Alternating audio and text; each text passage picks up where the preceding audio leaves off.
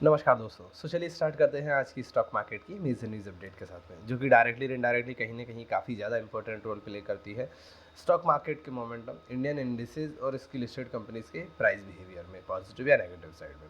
So as usual हम start कर रहे हैं ग्लोबल मार्केट की अपडेट के साथ में, और ग्लोबल मार्केट में अगर हम देखें तो फ्राइडे को जब यूएस मार्केट्स क्लोज रहे तो तीनों ही मेजर इंडेक्स डाउ जोन्स, एस&पी 500 और नेस्डेक और ऑलमोस्ट पॉजिटिव साइड में इन्होंने क्लोजिंग दी है, जहाँ पे डाउ जोन्स 0.7%, एस&पी 500 0.5% एंड नेस्डेक 0.6% के आसपास तक पॉजिटिव साइड में क्लोज रहे। अगर हम इससे पीछे का रिएक्शन के पीछे का रीज़न अगर हम देखने की कोशिश करें तो कोई मेजर रीज़न यूएस मार्केट में हमें फ्राइडे को देखने को नहीं मिला।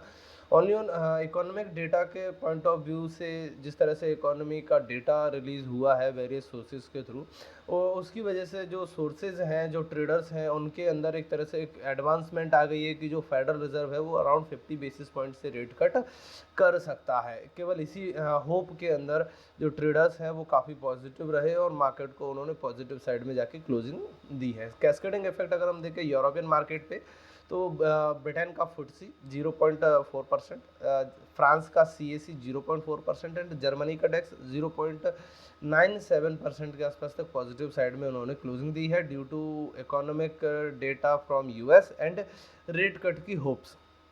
इसकी वजह से यूरोपियन मार्केट भी पॉजिटिव साइड में इन्होंने क्लोजिंग दी है। अगर हम करंट वीक की बात करें तो करंट वीक में जो है FOMC की जो मीटिंग स्टार्ट होने वाली है यूएस फेडरल रिजर्व की ओर से, जो कि स्टार्ट होगी 17 सितंबर कल की डेट में। ये काफ़ी ज़्यादा क्लोजली वॉच इवेंट है।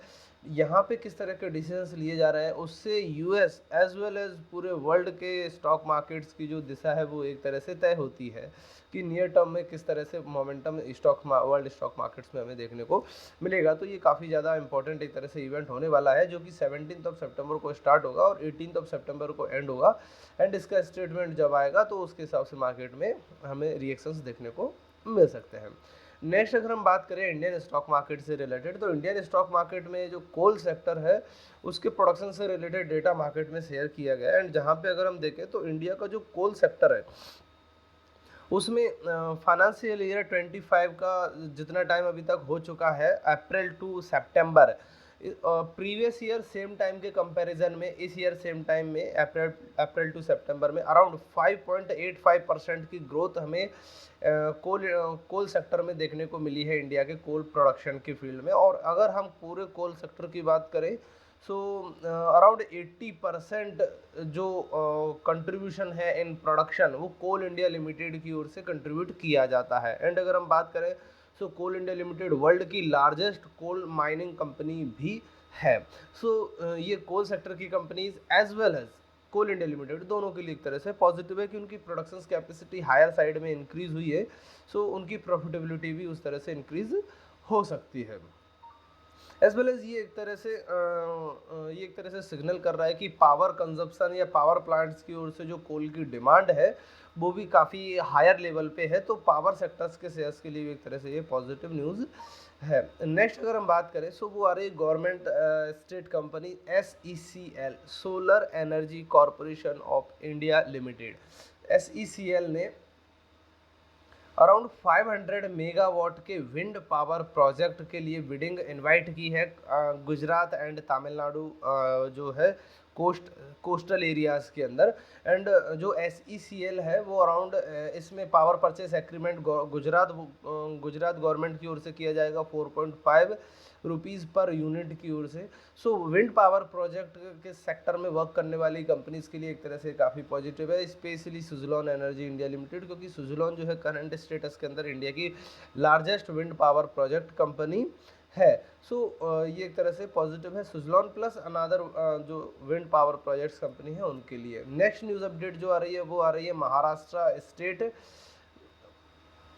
डिस्कॉम्स की ओर से। एंड यहाँ पे अगर हम बात करें सो अडानी ग्रुप के दो major power companies, Adani Green Energy Limited and Adani Power, जो कि थर्मल पावर प्रोजेक्ट्स में वर्क करती है, दोनों की ओर से जो महाराष्ट्र स्टेट डिस्कॉम कंपनीज हैं उनके साथ में एक MOU या पावर परचेज एग्रीमेंट साइन किया गया है 6600 मेगावाट पावर सप्लाई के लिए महाराष्ट्र स्टेट डिस्कॉम्स को।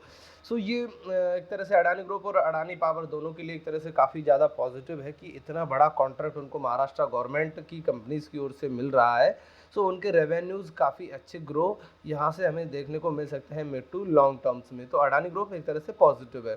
नेक्स्ट अगर हम बात करें तो वो आ रही है इंडिगो की ओर से। इंडिगो इंडिया का जो लार्जेस्ट एयर पैसेंजर कैरियर है इंडिगो एयरलाइंस, इनकी जो कार्गो यूनिट है, कार्गो ऑपरेशंस यूनिट, वो इस ईयर में अराउंड 17% से ग्रो होने के चांसेस उसके बन रहे हैं। इस तरह के एक्सपेक्टेशंस या इंडिकेशंस जो है इकोनॉमी या इंडस्ट्रीज़ की ओर से देखने को मिल रहे हैं। सो इंडिगो के लिए एक तरह से ये अपकमिंग टाइम में मिड टू लॉन्ग टर्म के लिए एक तरह से काफ़ी पॉजिटिव है कि उनका जो बिजनेस है वो इस ईयर में अराउंड 17% से ग्रो होने के चांसेस बन रहे हैं।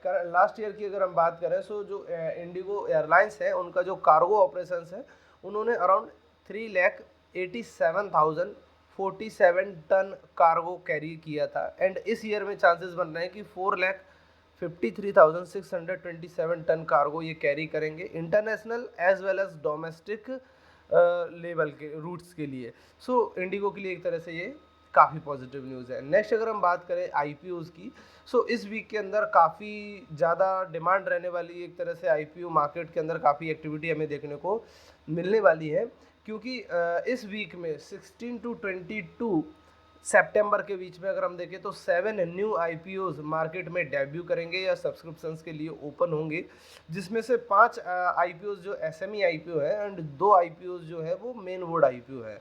एंड जो आईपीओज प्रीवियसली मार्केट में डेब्यू कर चुके हैं वो ऑलमोस्ट इस मार्केट में लिस्टिंग देने वाले हैं। एंड अराउंड 13 आईपीओज की इसमें लिस्टिंग होने वाली है, जिसमें से 10 आईपीओ जो है वो एसएमई आईपीओ है एंड 3 आईपीओ जो है वो मेन बोर्ड आईपीओज है। सो देखना होगा, प्राइमरी मार्केट के अंदर भी काफ़ी ज़्यादा गर्मजोशी इस वीक में हमें देखने को मिलने वाली है।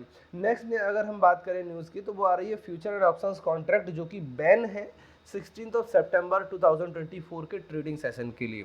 सो इसमें अगर हम देखें सो आरती industries, Balrampur Chini, Bandhan bank, Chambal fertilisers, granules India limited, Hind copper and आरवीएल बैंक, ये पर्टिकुलर शेयर्स के जो एफएनओ कॉन्ट्रैक्ट्स हैं उनमें हम आज की डेट में कोई भी न्यू एंट्री नहीं बना सकते हैं।